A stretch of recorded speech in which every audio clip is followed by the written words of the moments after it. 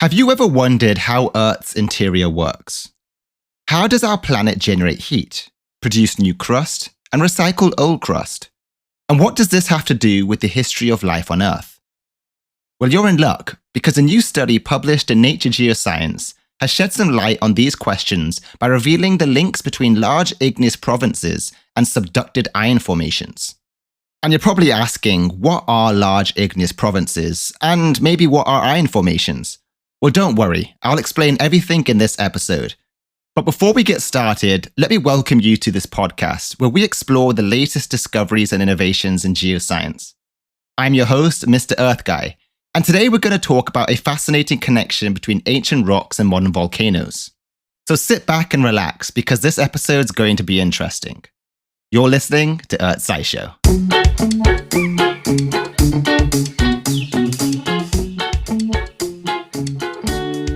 Large igneous provinces, or LIPs for short, are massive volcanic eruptions that cover huge areas of land or ocean floor with basaltic lava.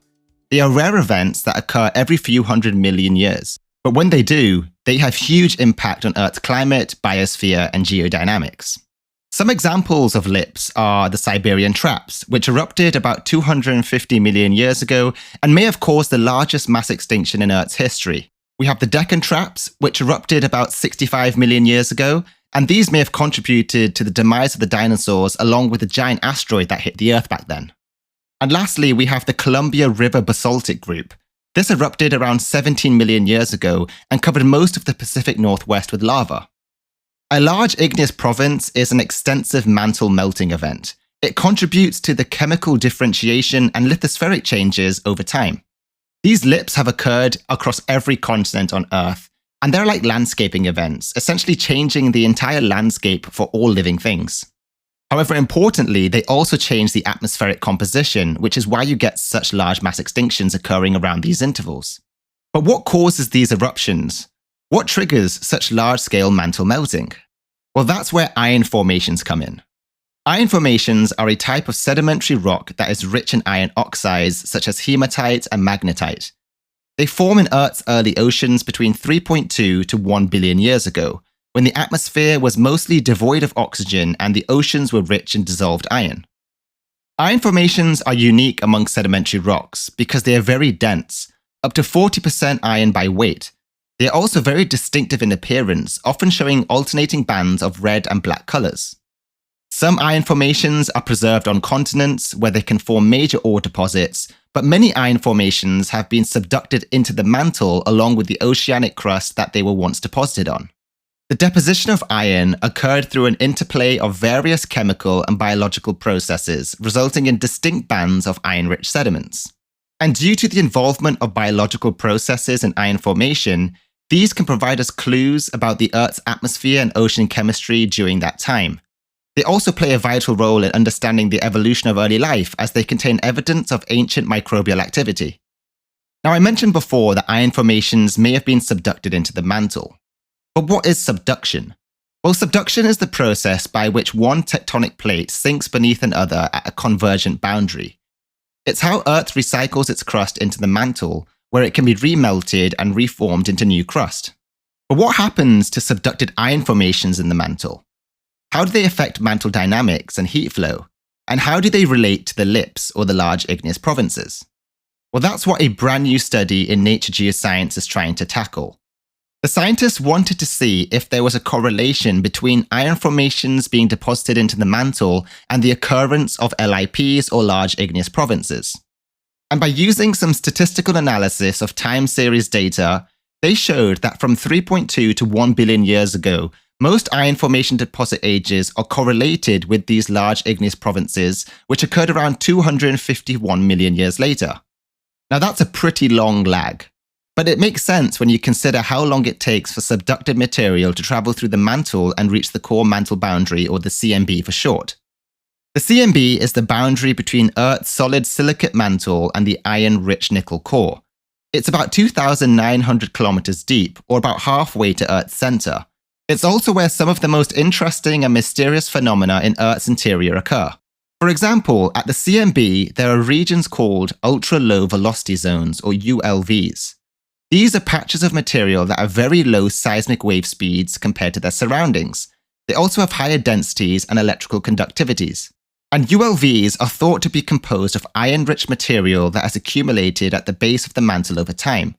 Some of this material may have come from subducted iron formations that have sunk all the way down to the CMB due to the high density. And more importantly, ULVs are also often located near the bases of mantle plumes, which are hot upwellings of material that rise from the deep within the mantle and reach the surface as large igneous provinces or hotspots. And just for some context, hotspots are volcanic eruptions that occur at the surface which aren't at plate boundaries.